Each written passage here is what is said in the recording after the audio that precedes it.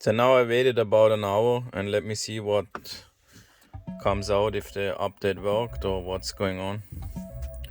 So let me start the car.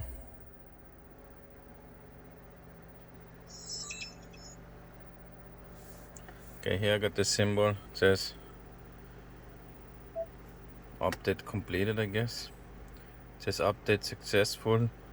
The system was updated successfully. Let me see the details.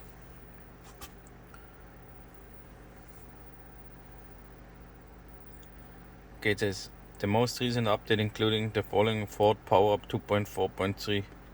Minor updates here and there, just small stuff to keep everyone running smoothly. Ongoing updates like this help you to enjoy the best possible version of your Mustang Mach vehicle. Enjoy!